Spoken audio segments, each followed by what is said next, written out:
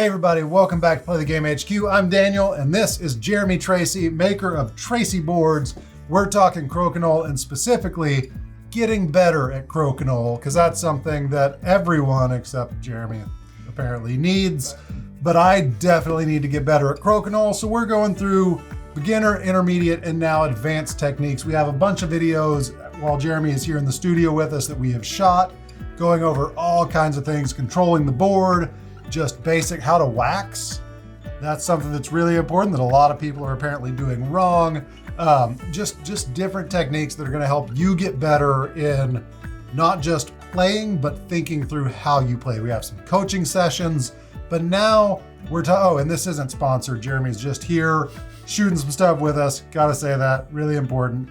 But now we're going to talk about something a little more serious, because life is hard and you need to be able to assist yourself when things get tough. So we're taking a step away from Crokinole, I assume, to talk about the self-assist. So Jeremy, tell me about the self-assist. That was a fantastic setup. I appreciate that. Yeah. The first thing, I hate to disagree with you as the host, but I have to make a little correction. I am still trying to get better at Crokinole. Okay. My dad has he's a lot of fantastic expressions, but here's one of them. It's what you learn after you know it all that really counts. So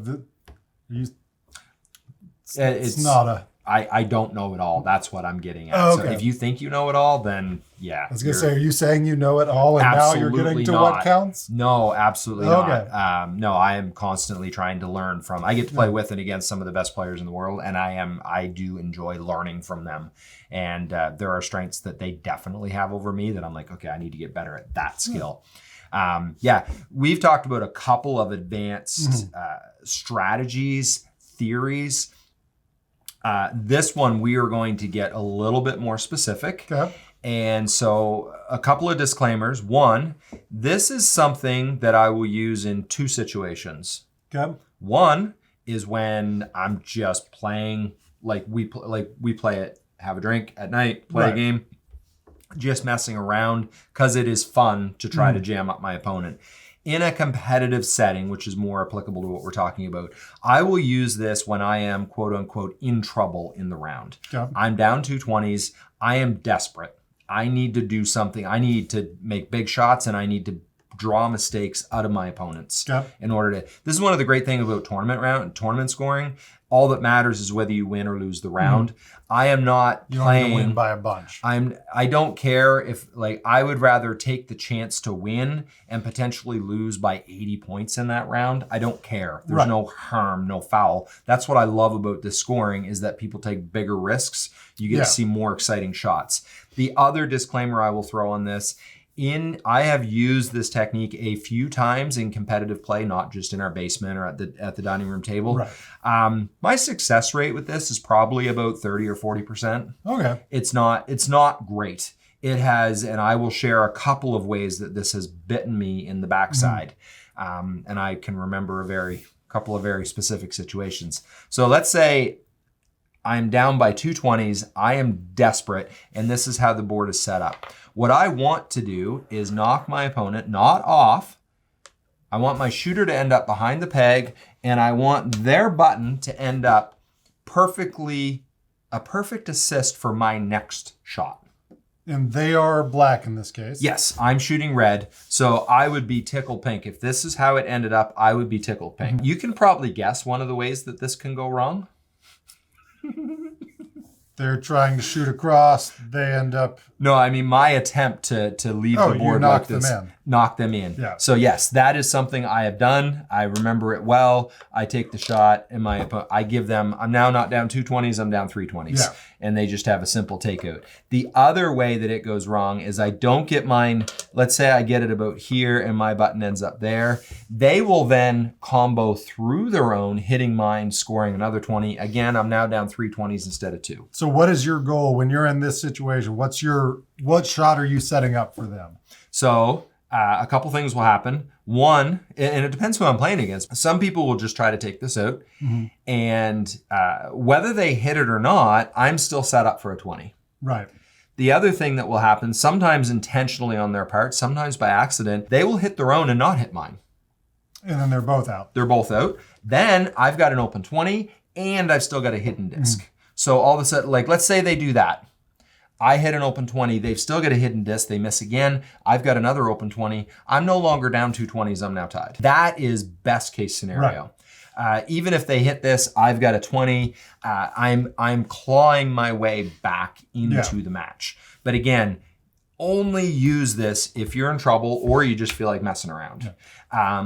And no, if you try this and it doesn't work out, please don't send me hate mail, because I'm telling you, I still have a lot to learn, and I feel like I'm a fairly skilled player. And this strategy, this technique, bites me in the backside more often than it's successful. But like I say, I only use it when I'm in the situation that I've got nothing to lose. You need a Hail Mary. Yeah.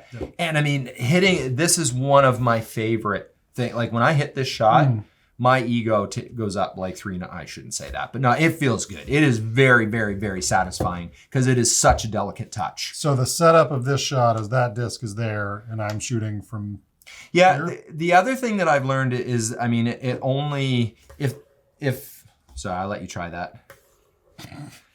See, I'm shooting sideways. Okay.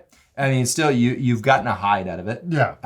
So the just hit it too hard. That's and I mean you're pretty good here, but basically it's one thing to get to the point where you can control where a button ends up. With this shot, you're trying to control where 2 buttons end up. So it's just taking the challenge. It's a 10 out of 10 on the challenge scale.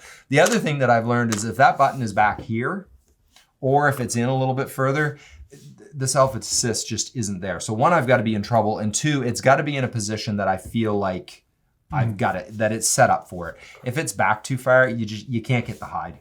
Okay. So the self-assist is specifically a button in the correct spot for you to knock it, hide, and for that one to end up where you have just a little kiss and get the 20 next time. Yeah, and I mean, I say it's very specific, but there's also some forgiveness to it. If my button ends up there and my opponent ends up here, I'm still pretty happy with that because I've got a shot at a 20. Right. I mean, when I initially set it up, like that's money. That it doesn't get much better than that. Like that's pretty much that should be a gimme. I should sink that 9.5 times out of 10. Right. And that hide is very good. But yeah, there are times that I try a self-assist and I'm like, ooh, that wasn't very good. I give myself a 4 out of 10 on that. And my opponent still murders the next shot.